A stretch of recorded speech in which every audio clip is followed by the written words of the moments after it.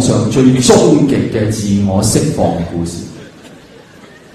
各位，你覺得有乜嘢媽得過你同一個朋友食飯，透過食餐飯食咗個朋友？你想食麥當勞，而結果你可以食到麥當勞叔叔。喺2001年，有一個人叫做阿文喺網上面登咗一個廣告，徵求一個18至到30歲嘅男子一定要好身材嚟到做佢嘅晚餐，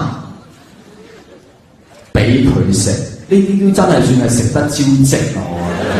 俾個燒魚夾我，要好身材。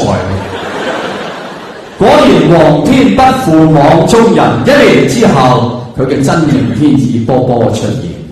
阿文要嘅人係30歲樓下，阿波波係42歲。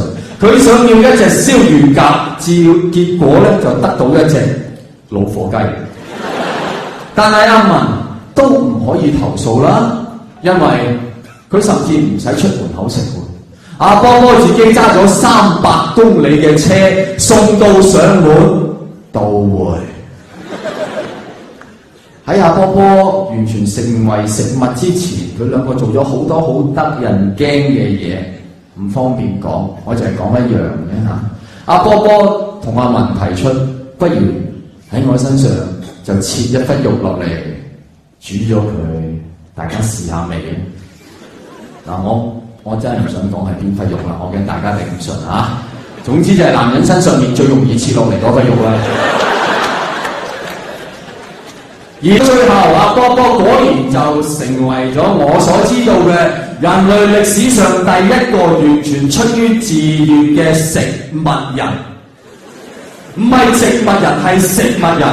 但係如果你中意食齋，我諗佢都唔介意做植物人。各位，呢個故事係有2個結論，你中意邊個結論就睇下你係邊一種人。第一個結論就係我一路所講，人類進化咗千百萬年，終於發明咗互聯網，每一個人可以完全咁釋放自我，到一個地步，食人狂可以公開徵友，食物人都揾到佢嘅歸宿。咁即係話呢個係一個冇藉口嘅年代啊！喂，食人狂都揾到食物人喎，有咩嘢難得過咁？你諗到我回水俾你？我都諗唔到，即係我覺得除非即係你會食一塊牛扒，塊牛扒自己識得同你講，你要幾多成熟啊？食人狂都揾到食物人，我哋仲有咩藉口？哇！我揾唔到我理想啊，我揾唔到我要份工啊，我揾唔到要間屋啊，我揾唔到我要個伴侶啊，我唔係啊，咁我真係揾唔到我小龍女啊嘛！你點會揾唔到你小龍女？啲人話我唔係楊過咯。各位，而家網上就係好多小龍女屋企已經有個楊過，佢就係想揾隻神雕殺下心啫。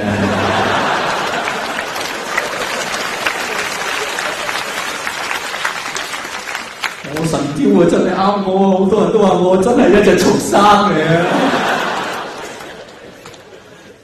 又或者你會中意第2個結論，就係波波中意嗰個結論。各位，嚟到一個咁難得嘅年代，你爭取呢個千載難逢嘅機會，你可以完全釋放幼稚園教你做嘅嗰個自我係乜嘢？